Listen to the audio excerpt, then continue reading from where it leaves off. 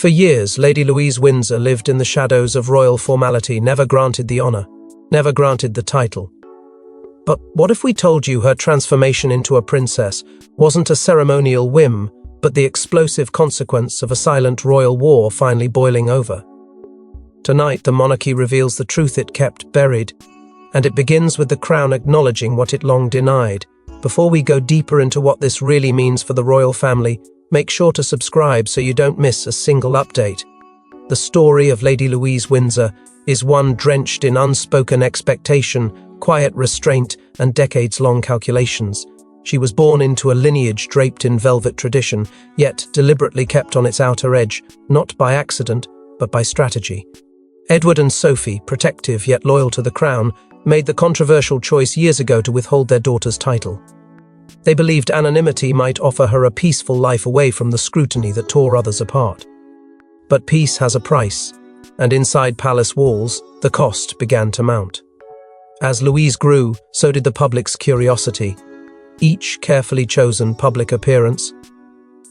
A royal wedding here, a jubilee event there, sparked whispers. Why was she not a princess?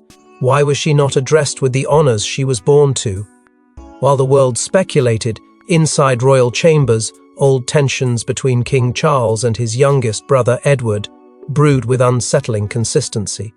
Their relationship, once cordial, had eroded under years of overlooked contributions, quiet sacrifices, and public silence. Edward had been the dependable sibling, the one who asked for nothing and was rewarded with even less.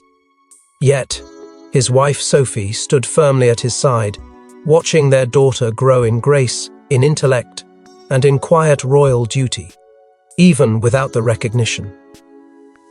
What the world didn't know was that Edward and Sophie had, months before, drafted a private petition, not loud, not public, but powerful in its intent. It was a formal request addressed to the sovereign, a respectful demand, if such a phrase could exist, urging the reconsideration of their daughter's royal designation. Within its pages was not a plea, but a case built on years of loyalty, of steady service, of stability in a family often riddled with scandal. Charles didn't respond at first, not with words, but Louise's sudden increased presence in internal briefings, her careful inclusion in ceremonial schedules, and the subtle nods of inclusion began to grow louder than silence. Public sympathy had also reached a boiling point. In online forums, in op-eds, in whispered commentary on television panels, people had begun to notice. Why is she left out, they asked. Why, when so many others have left, is she not lifted? The crown, ever watchful, could no longer afford to ignore it. The storm outside the gates had begun to match the unrest within. But Louise's title wasn't granted in a vacuum. King Charles's decision was part of a far more calculated, emotionally loaded acknowledgement of a royal debt long overdue. While the spotlight danced on Charles, William, and even Harry, Edward stood in silence, never asking, never demanding. But his loyalty came at a cost, and now, after decades of quiet sacrifice, the monarchy can no longer ignore what he gave and what he lost. He was the youngest son. Not the heir, not the rebel, not the cautionary tale, just the constant, the quiet, the dutiful. Edward never chased public adoration, nor did he lean into controversy. His path was clean not because it was easy, but because it was deliberate. When the monarchy faltered under public scrutiny, it was Edward who kept the machinery turning behind the scenes. While others sought reinvention through spectacle, Edward remained the bridge between tradition and survival. And when crises emerged, when Andrew's scandals scorched the monarchy's reputation, when Harry and Meghan's departure shook the public's trust, it was Edward who worked in silence, offering structure where others delivered distraction. His service was not transactional, it was generational. But silence, over time, can become its own punishment. There was a moment during the peak of the Sussex fallout, a moment not documented in public records, where Edward stepped away from several key appointments he was being considered for. He did so quietly, on request, in order to keep tensions from escalating. That decision, though never formally acknowledged, spared the royal family another firestorm. Charles knew this, he remembered. But in the haze of palace hierarchy and ever-shifting public relations battles, Acknowledgement turned into delay. Gratitude became oversight, and Edward remained the royal who never complained. But Charles's conscience was not silent. As the pressures mounted, as Louise began to rise quietly in the public eye with her natural poise and gentle strength, Charles found himself reflecting more and more on what had been taken for granted. It was Sophie not with a demand, but with a whispered truth who pierced through the wall that duty had built. If not for us, she told Charles during a private garden walk, then for Louise. Those words didn't just echo, they landed. They lingered. And Charles, carrying the weight of a reign still taking shape, began to feel the burden of inherited misjudgments. But there was something else, something deeper. Whispers among trusted staff recalled an entry in Queen Elizabeth's private journal, a single line written during Louise's teenage years, noting her remarkable character and quiet strength. It wasn't an official wish, it wasn't a royal command, but for Charles it might as well have been both. For all his formality and structure, he remained his mother's son, and if Louise had earned her grandmother's admiration, then perhaps this was more than a symbolic correction. Perhaps it was legacy being honored.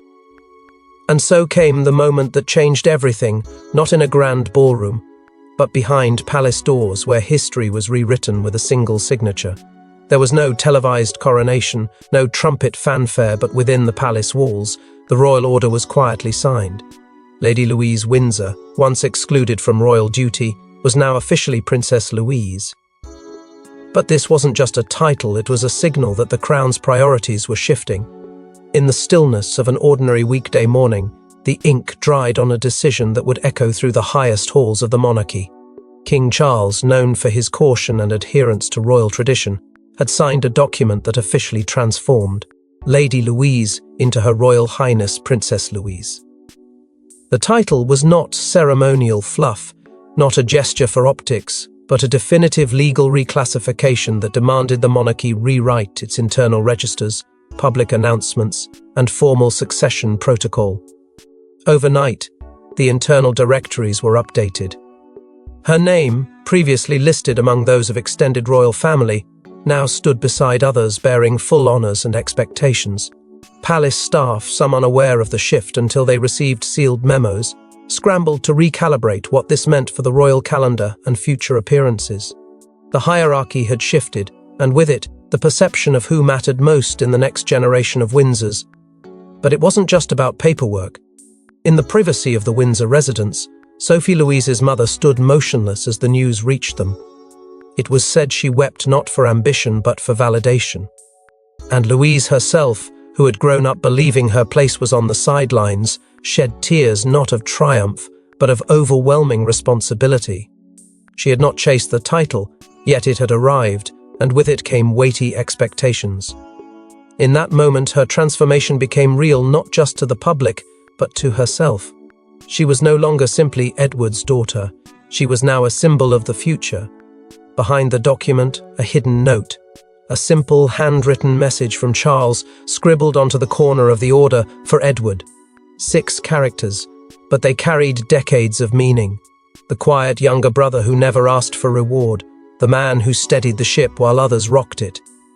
In that ink, Charles finally offered something Edward never demanded: recognition. It was an olive branch wrapped in royal protocol, an apology delivered not with words, but with legacy.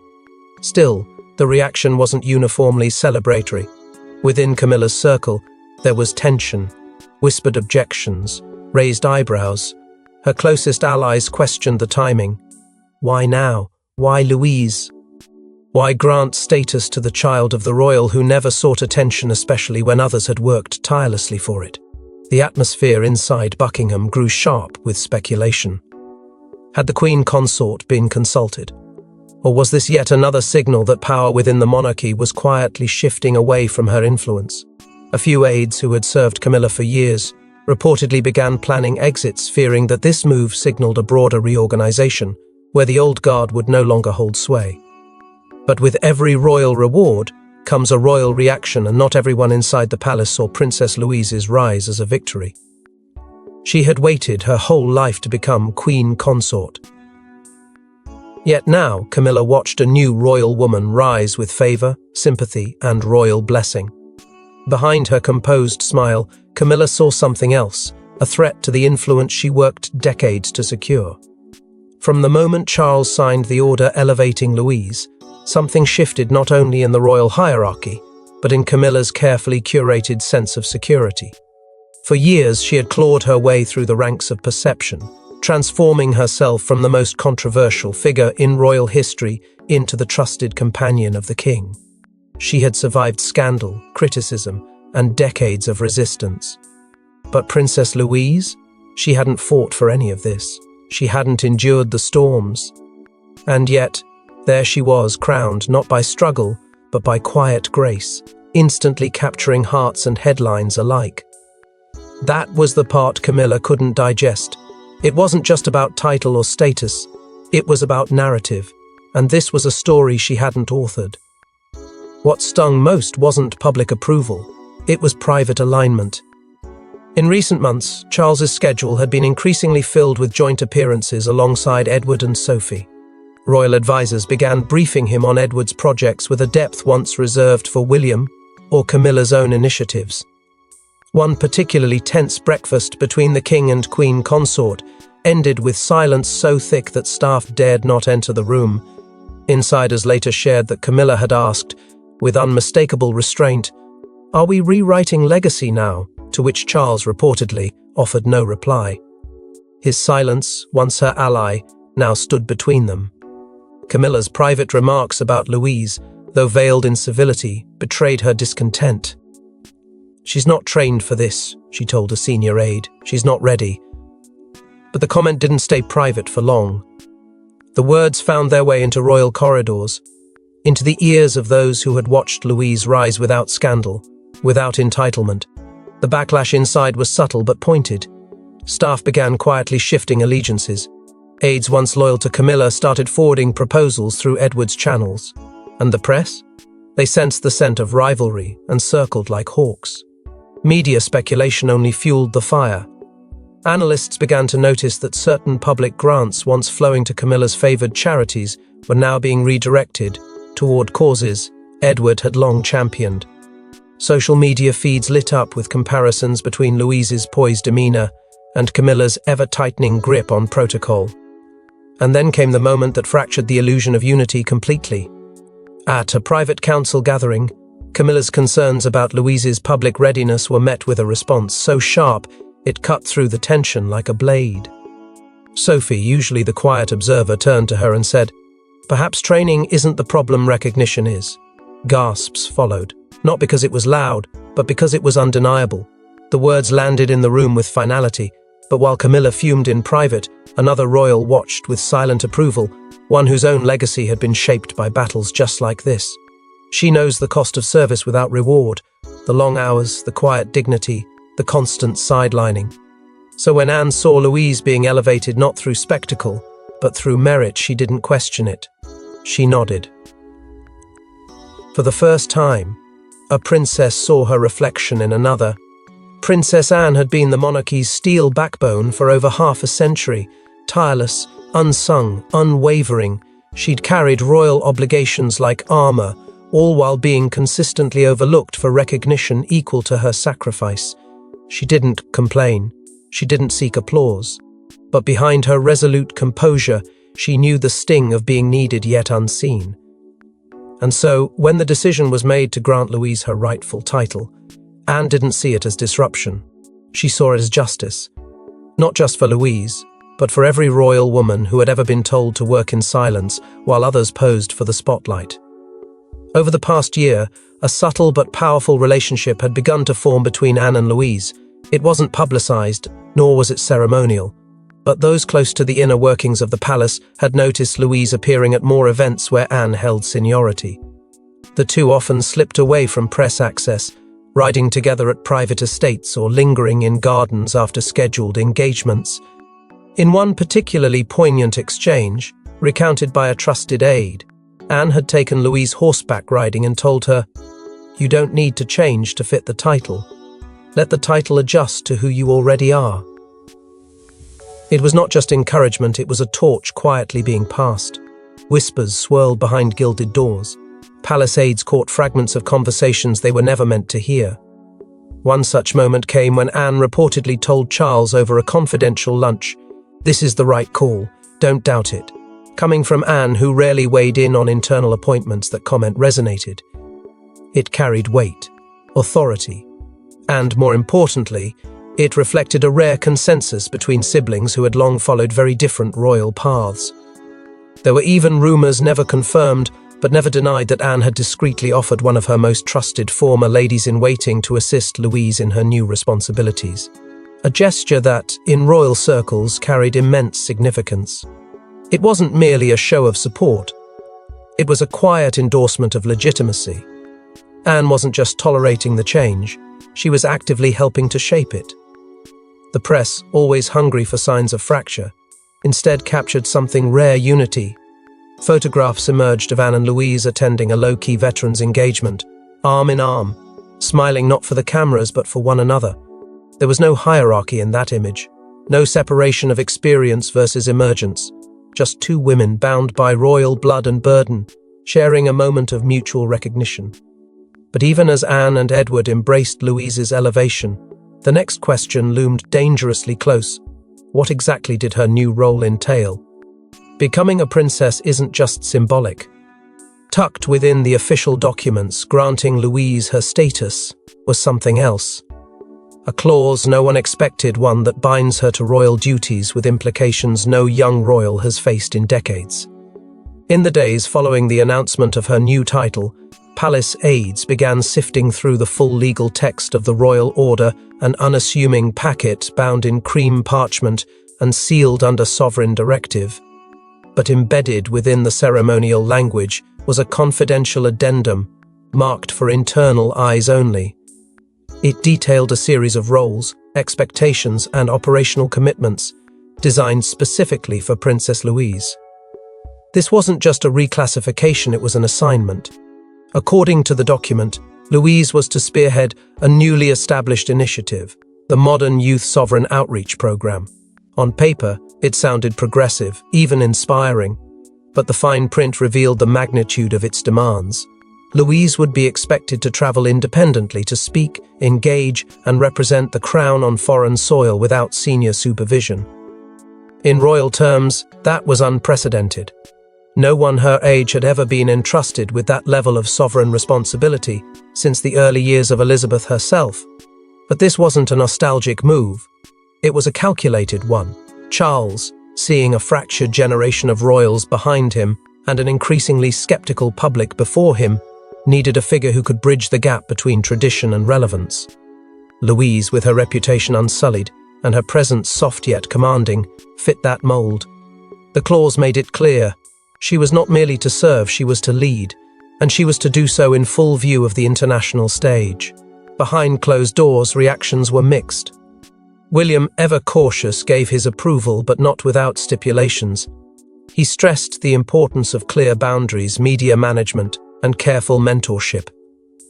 But Catherine, she saw something more. Her support was swift, even personal. She reportedly sent Louise a handwritten letter expressing her belief that this role wasn't just a duty, it was a platform to shape the monarchy's future. That letter, placed discreetly among Louise's briefing materials, became a silent torch of encouragement. Yet as the palace buzzed with approval, another narrative began to surface. Was this promotion purely about Louise, or was she being positioned, strategically and deliberately, as a counterbalance to those who had rejected the system? Her independence, her quiet loyalty, her willingness to serve without spectacle, all stood in sharp contrast to the narrative surrounding Harry and Meghan. And while no one would dare say it aloud, the undertone was unmistakable. This was not just elevation, it was redirection. A pivot. The crown, faced with rebellion, had chosen to empower its most silent soldier, and while the monarchy publicly cheered, the whispers behind palace doors grew louder. Was this truly about Louise, or a veiled maneuver against a deeper threat? The timing was no coincidence. As one royal pair distanced themselves from duty, another rose to take their place. But behind the ceremony and pageantry, a darker question took root.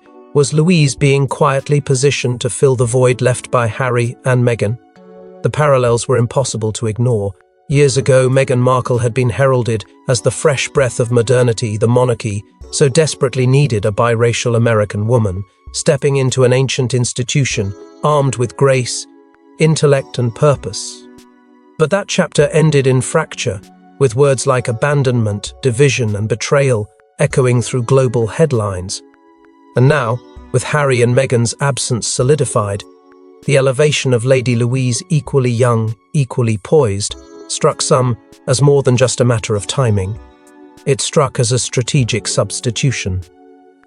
The optics were undeniable. As one narrative closed, another had been activated, and many weren't sure if it was intentional or retaliatory. Public discourse split like a fault line. Supporters of the crown praised Louise's emergence as a stabilizing figure, a return to duty without drama. But others questioned the implications. Was this the monarchy's way of saying it had moved on from the Sussex era? And more troublingly, was Louise being used, not celebrated, for a narrative correction? On social media, the symbolism of a young white royal rising in the very space where a biracial royal had once stood became the center of viral debates. Commentators questioned whether this was true restoration or calculated revisionism. The palace, of course, offered no official comment. Charles's advisors dismissed the claims as coincidence, but behind the scenes, aides reportedly scrambled to manage the messaging, carefully curating Louise's upcoming schedule to avoid comparisons. Meanwhile, Louise herself appeared visibly uneasy with the weight of such speculation. At a press-adjacent event shortly after the announcement, when asked directly whether she felt she was replacing anyone, she offered a soft, diplomatic deflection.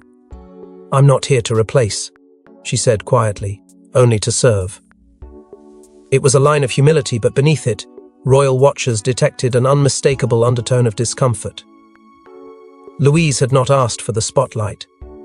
And now it was blinding.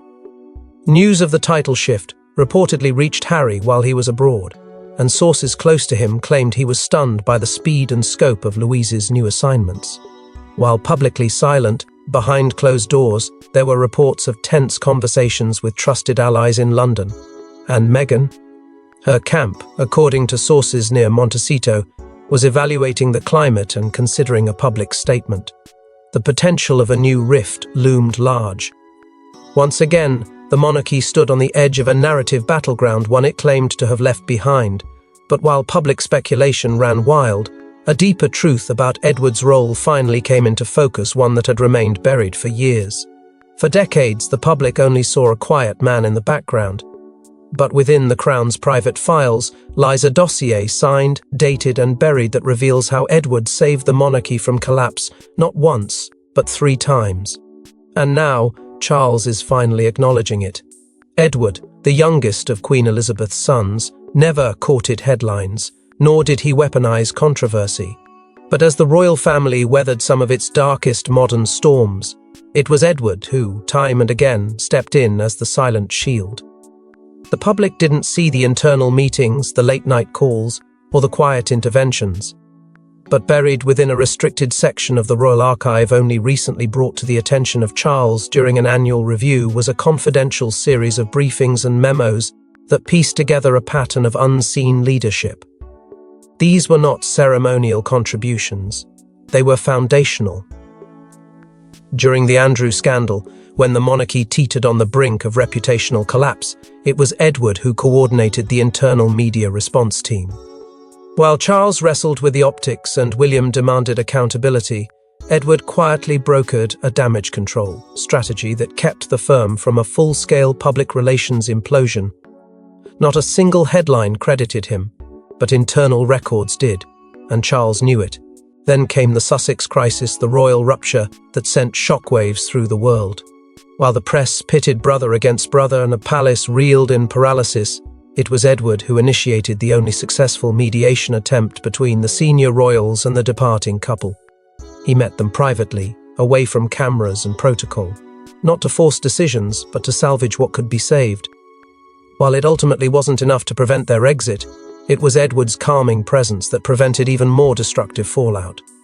And when royal charities faced a looming financial cliff brought on by shrinking endowments and external audits, it was Edward again who took the lead. He overhauled the foundation structures, slashed inefficiencies and rebalanced funds across multiple trusts. His actions preserved programs, protected staff, and saved millions. But still, he asked for no thanks. Until Charles, facing the accumulation of truths too long ignored, finally acted. Among the items found in the sealed file was a letter, Charles's handwriting unmistakable. Dated months before Louise's elevation, the message was addressed to Edward directly. 6 haunting words at its core: "Forgive my delay in honoring you." It wasn't just a sentiment, it was an admission. And Sophie, upon hearing of the letter, said only this: "We never needed a spotlight, just a gesture." That gesture came through Louise. Her elevation was more than a royal recognition, it was a redemption. A full-circle moment where a father's years of unthanked sacrifice rose through the title bestowed upon his daughter. The monarchy did not simply give her a crown, it passed down a legacy built in silence.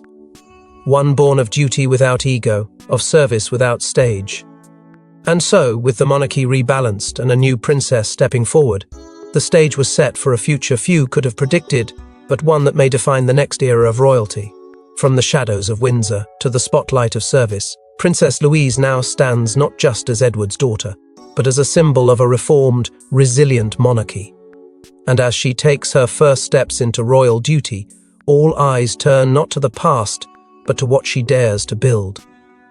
Her first engagement came without fanfare, yet the weight it carried could not be overstated.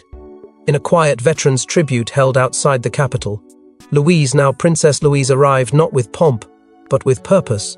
It was a deliberate move orchestrated by the palace to showcase not a debutante, but a royal already anchored in service.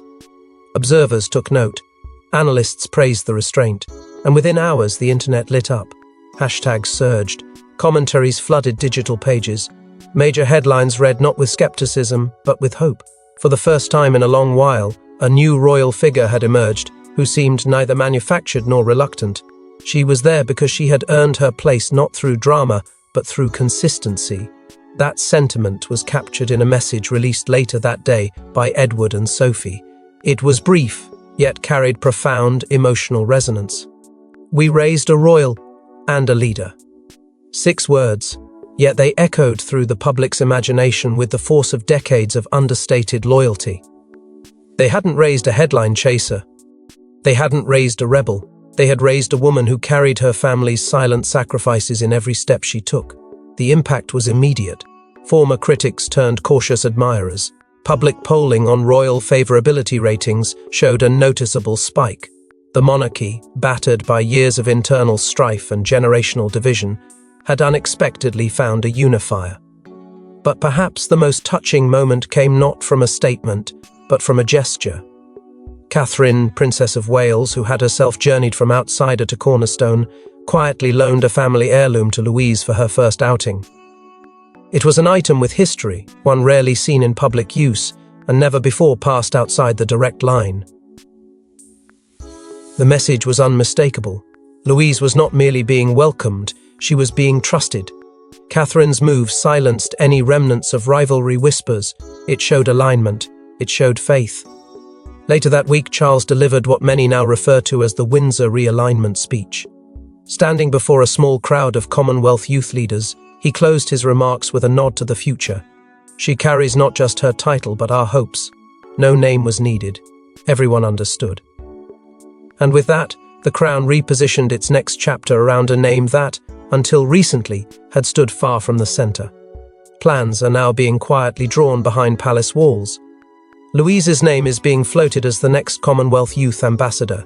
Her academic background and quiet diplomacy have already sparked interest abroad.